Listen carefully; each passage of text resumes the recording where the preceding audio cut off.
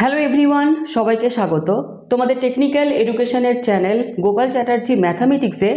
আজ প্রকাশিত হয়েছে ডিপ্লোমার সেকেন্ড এবং ফোর্থ সেমিস্টারের রেজাল্ট। তো প্রত্যেকটা ছাত্র বা ছাত্রী যারা ফার্স্ট, থার্ড এবং ফিফথে এখন রয়েছে, প্রত্যেককে প্রথমেই জানিয়ে রাখি রেজাল্টের দিনই যে আজ থেকে কিন্তু জোর কদমে আগামী যে সেমিস্টারগুলো তোমাদের আসতে চলেছে তার প্রস্তুতি কিন্তু আজ থেকেই নাও, যাতে প্রত্যেক বছর এই রেজাল্টের ভিডিওর সময় প্রত্যেকের এই ভিডিও যাতে ভালো লাগে, অর্থাৎ প্রত্যেকের রেজাল্ট যেন খুব ভালো হয়।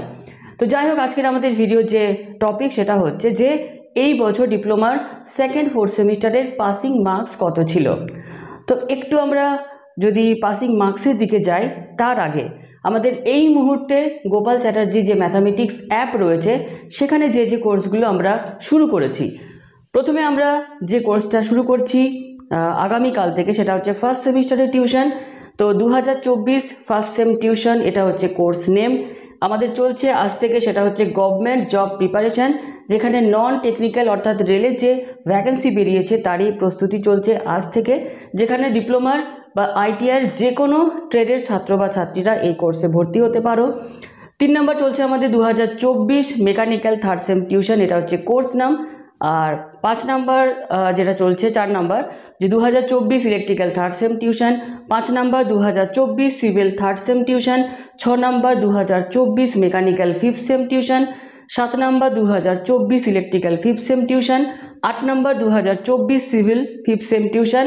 তো গভর্নমেন্ট জব প্রিপারেশান বাদ দিয়ে প্রত্যেকটা যে কোর্স, প্রত্যেকের যে কোর্স ফি সেটা হচ্ছে মান্থলি 307, আর গভর্নমেন্ট জব প্রিপারেশান উইকলি 2টো করে ক্লাস হবে, এবং এর যে ফিস রাখা হয়েছে সেটা হচ্ছে 370 টাকা।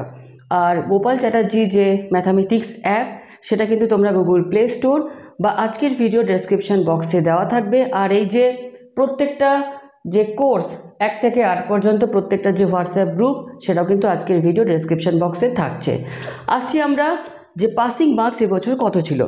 তো কপি চেকিংয়ের পর যে পরবর্তী থাকে যে রেজাল্টের দিন সেগুলোকে অ্যানালাইসিস করে যেটা দেখা যাচ্ছে যে 24/9, 18/9 অনেক ছাত্র বা ছাত্রী যারা 16 পেয়েছে তাদেরও কিন্তু দেখা যাচ্ছে যখন রেজাল্ট চেক করা হচ্ছে যে তাদের রেজাল্টে কিন্তু রয়েছে পাস। তো এইটাকে আমাদের ধরে এগিয়ে চলা উচিত নয় যে 16 আমাদের পাসিং মার্কস হবে। হয়তো কাউন্সিল থেকে এটা হতে পারে যে হয়তো এখানে রিটেনে 16 আর যেটা তোমার ধরো ইন্টারনাল সেটা হয়তো তার 24 রয়েছে, যার জন্য ওভারঅল 40 হলেই হয়তো কাউন্সিলের তরফ থেকে তাকে পাস করিয়ে দেওয়া হচ্ছে। তো ভালো জিনিস, ভালো পদক্ষেপ যে ম্যাক্সিমাম স্টুডেন্ট যাতে পাস করে যায়, অর্থাৎ দুটো মিলিয়ে এই যে একদম আগের প্রসিডিওর ছিল যে দুটো মিলিয়ে যদি 40 হয়ে যায় সেক্ষেত্রে পাসিং মার্কস যদি এইভাবেই চলতে থাকে তাহলে দেখা যেতে পারে যে ভবিষ্যতে কিন্তু এই যে ব্যাক, ইয়ার ল্যাগ, এই যে সিস্টেম এগুলো কিন্তু ধীরে ধীরে অবলুপ্তির পথে চলতে থাকবে। তো যাই হোক, এই বছরে যেটা অ্যানালাইসিস করে দেখা গেল যে 16 রয়েছে পাসিং মার্কস। কোনো রকম কোনো ভুলভ্রান্তি বা না গিয়ে যারা এবছরের কপি চেক করেছে প্রত্যেকেই যদি তারাও চেক করে তারাও দেখতে পাবে কিন্তু যে 16-এ কিন্তু পাস করে গেছে। যদিও এর যে সত্যতা বা এর রেজিস্ট্রেশন নাম্বার এখানে এই ভিডিওতে আমি পুট করে দেখাতে পারছি না, কারণ পুরো সিস্টেমগুলো, পুরো ব্যাপারগুলো যেহেতু কনফিডেন্সিয়াল। তো এই ভিডিওর এই বলার উদ্দেশ্য নয় যে তোমরা 16-এ একদমই পড়ো না, 16-এ পাস করে যাবে, এটা নয়। এটা লাকিলি বাই চান্স হয়তো হয়ে যাচ্ছে। প্রত্যেককে বলবো যে এমনভাবে প্রস্তুতি নাও, প্রিপারেশন নাও যে এই যে কোর্সগুলো চলছে বা তোমাদের এই যে ডিপ্লোমার ফার্স্ট থেকে 6 সেমিস্টার এমনভাবে পড়াশোনা রেডি থাকো যে ভবিষ্যতে যে কোনো যখন তোমাদের গভর্নমেন্ট যে জব তাদের যখন তোমার অ্যাড বেরোবে, এক্সাম হবে, এমনভাবে নলেজ থাক যে সেটা যেন এক চান্সে ক্লিয়ার হয়ে যায়। শুধু তাই নয়, প্রাইভেট বা যে কোনো অর্গানাইজেশনে তোমার অস্তিত্ব ততদিনই বা তুমি তত বেশি ডেভেলপ করতে পারবে যখন তোমার নলেজ হিউজ পরিমাণে থাকবে। তো প্রত্যেকে এটাই বলবো, এটা হচ্ছে তোমাদের শেখার বয়স।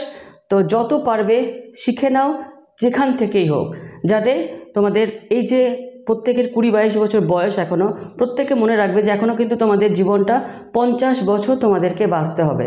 তো একটা নলেজ নিয়ে সম্মানের সাথে ভালোভাবে বাঁচো। তো যাই হোক, আজকের এই ভিডিওটি এখানে শেষ করলাম। আর যে আপডেট আসবে জানাতেই থাকবো। তো ধন্যবাদ।